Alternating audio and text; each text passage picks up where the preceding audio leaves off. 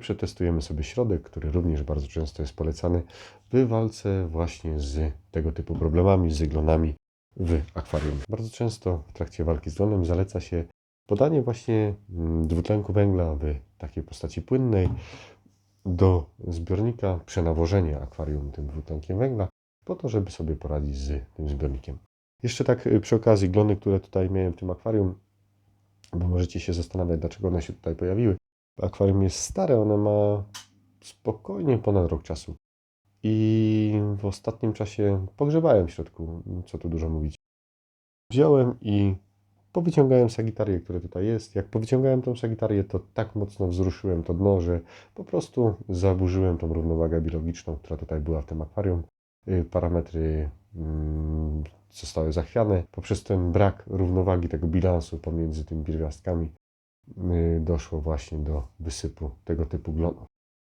Przez środek, który Wam pokazałem, stosowałem przez około 30 dni, troszeczkę może dłużej i w tym czasie dość szybko zauważyłem efekty. Nie tak jak poprzednio podczas tej podmiany wody, tutaj były efekty praktycznie od razu zauważalne. Troszeczkę tu miałem dosyć łatwo przenawozić ten zbiornik, bo akwarium, które mam za sobą, to jest 12 litrów. Aldehyd glutarowy, bo to tak się nazywa ten środek, który jest potocznie nazywany tym dwutlenkiem węgla w płynie. Ja mam w roztworze 2,5%, w zależności od tego, jaki tam roztwór Wy będziecie mieli, ale chyba 2,5% to jest ten najmocniejszy, który nie jest szkodliwy dla mieszkańców naszego akwarium. Także tutaj jest zalecane według osoby, która mi to sprzedała 1 ml na 100 litrów, na 100-litrowe akwarium. No tutaj dziennie. Tutaj jest 10 litrów, także łatwo przeliczyć, że 10-krotnie 1 ml przewyższa tutaj tą dawkę zalecaną. Tylko ten 1 ml ja podawałem tak średnio co 4-5 dni. Glon, który był, dość szybko zrobił się biały i w późniejszym czasie zaczął się po prostu rozpadać w rękach. Jak widzicie, z krewetką mi za wiele się nie stało. Nie zauważyłem tutaj żadnych trupów. Także mimo tego, że środek był dość mocno przenawożony, mieszkańcom nic się nie stało. No co prawda tutaj nie mam żadnych jakichś wymagających tych krewetek, bo tutaj są zwykłe krewetki neokarydyny, także tutaj nie ma z tym problemu. One są trzymane na kranówce, kranówkę leje bezpośrednio z wody, są przyzwyczajone do trudnych warunków i nie widziałem, żeby jakkolwiek im to zaszkodziło.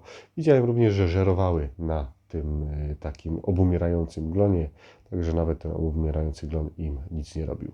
Myślę, że tutaj cały ten zabieg trwałby krócej niż jak 30 dni, bo troszeczkę zwlekałem po to, żeby zobaczyć, jak to będzie, jak nie będę usuwać tych glonów. Glony oczywiście powinno się usuwać jak najbardziej mechanicznie. Ja tutaj tych glonów nie usuwałem w ogóle w żaden sposób mechanicznie, po prostu nalałem ten aldehyd i zobaczyłem, jak to się będzie zachowywać. Tak jak mówię, nie robiłem codziennie tutaj ujęć, zrobiłem mniej więcej w połowie okresu, na początku, w połowie i na samym końcu, jak tu już wyciągałem tutaj glony z tego zbiornika. No i teraz wrzucę jeszcze parę przebitek Wam na koniec, jak to wygląda. Co prawda przydałoby się jeszcze wziąć i pościągać wężem, ale nie chcę już stresować tutaj tych krewetek dodatkowo, no bo 2 dni temu ściągałem ten glon, który tutaj był i zrobiłem dość dużą podmianę wody, także nie chcę, to jest zbiornik, który jest przy tej ścianie zewnętrznej, nie chcę, nie mam tutaj grzałki, nie chcę stresować dodatkowo tych krewetek, no bo ten szczał, ta temperatura i tak tam przypuszczam, że w tym zbiorniku w chwili obecnej, jak już są mrozy za oknem, no to sięga tutaj 18 stopni.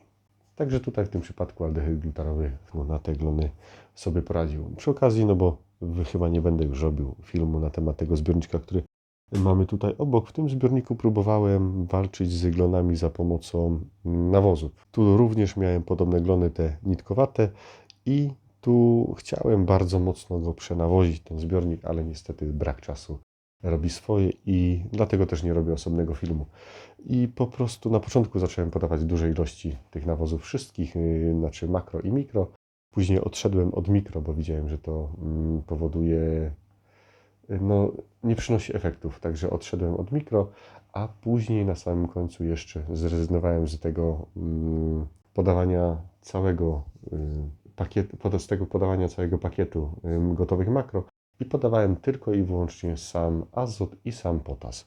I z tego co widzę, efekt jest zadowalający. Jest tych glonów dużo mniej w tym zbiorniku. Myślę, że jakbym częściej przy nim przysiedział, bo tak szczerze powiedziawszy, to go trochę zaniedbałem, bo idą do likwidacji te 2 akwaria, w sumie nawet te 3.